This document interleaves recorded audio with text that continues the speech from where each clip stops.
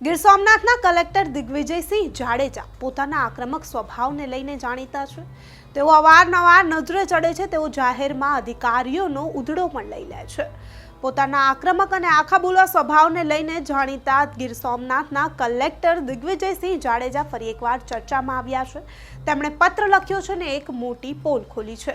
તેઓ પત્ર લખતા શું કહી રહ્યા છે? તેમણે ગાંધીનગર અહીં ચીફ એન્જિનિયર અને અધિક સચિવને પત્ર લખ્યો છે। તેઓ પત્રમાં લખી રહ્યા છે, વિષય પંચાયત સિંચાઈ વિભાગ ગીર સોમનાથ હસ્તકના સૂત્રાપાડા તાલુકાના બરુલા ગામે આવેલ તળાવમાંથી રોયલ્ટી ભરપાઈ કર્યા વગર માટી કાઢવા આપેલ મંજૂરી અન્વયે કાર્યપાલ ઇજનેર પંચાયત સિંચાઈ વિભાગ ગીર સોમનાથ વિરુદ્ધ પગલાં લેવા બાબત તેમણે અહીં કહ્યું છે કે રોયલ્ટીની ભરપાઈ કર્યા વગર માટી ખનન કામ થઈ રહ્યું છે। માટી ચોરી જે છે તે થઈ રહી છે, તેના પર કાયદેસરના પગલાં લેવામાં આવે તેમ કહી તેમણે ડાયરેક્ટ ગાંધીનગર ચીફ જે છે એન્જિનિયર તેમને પત્ર લખી દીધો છે અને તેમણે મોટા આક્ષેપો કર્યા છે કે રાજકીય નેતાઓની મિલીભગતથી આ બધું થઈ રહ્યું છે। એવી પણ અનેક ચર્ચાઓ ઉઠી રહી છે। દિગ્વિજયસિંહ જાડેજા વધુમાં લખી રહ્યા છે કે આ ભૂસ્તર શાસ્ત્રી કચેરીના પત્ર નંબર જીજી બરુલાના ખનન 26-28 તારીખ 14/8/2024 તેઓ અહીંયા બધી જ સંદર્ભ પણ આપી રહ્યા છે અને લખી રહ્યા છે ઉપરોક્ત વિષયે તથા સંદર્ભ 1 થી 5 વાળા પત્રો અને વે જણાવવાનું કે શ્રી S.L. રાઠોડ કાર્યપાલ ઇજનેર પંચાયત સિંચાઈ વિભાગ ગીર સોમનાથ દ્વારા સંદર્ભ 1 વાળા પત્રથી ગીર સોમનાથ જિલ્લાના સૂત્રાપાડા તાલુકાના બરુલા ગામે આવેલ તળાવમાંથી NHAIના contractor Kalthiya engineering and construction limited Ahmedabad દ્વારા સોમનાથ કોડીનાર ફોર લેનિંગના કામે 56,000 સાદી માટી ખનીજ કાર્યપાલક ઇજનેર પંચાયત સિંચાઈ વિભાગ ગીર સોમનાથ કચેરીની જાણ બહાર ઉપાડી ખોદકામ કરવામાં આવેલ છે વગેરે બાબતે પત્ર લખેલ છે। તેઓ કહી રહ્યા છે કે કોઈની પણ મંજૂરી વગર અને જાણ બહાર જ અહીં ખોદકામ કરી દેવામાં આવ્યું છે। તેથી તેમણે આ પત્ર લખ્યો છે। સાફપણે તેઓ મોટો આક્ષેપ લખી રહ્યા છે કે આપ સરકારને રોયલ્ટીની નાણાકીય નુકસાની કરેલ છે, જે ગંભીર બાબત છે। આવી મંજૂરી આપી તેમજ પોતાની કક્ષાએથી આવું ખોદકામ નહીં અટકાવવાથી ગેરકાયદેસર ખોદકામના કૃત્યને આડકતરી રીતે પ્રોત્સાહન મળેલ છે, જે બાબત અતિ ગંભીર છે।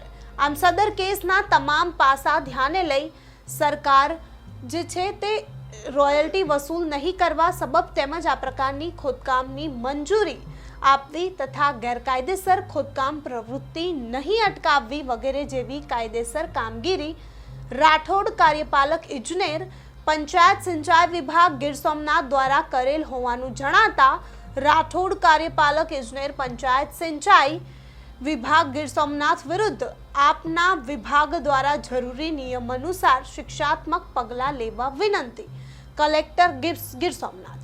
અહીં તેઓ લખી રહ્યા છે અને મોટા આક્ષેપો પણ કરી રહ્યા છે કે રાજકીય નેતાઓની મિલીભગતથી રેતીનું ખનન થઈ રહ્યું છે। ગીર સોમનાથના કલેક્ટર દિગ્વિજયસિંહ જાડેજાએ ફરી એકવાર અહીં પોતાનો રોષ ઠાલવ્યો છે।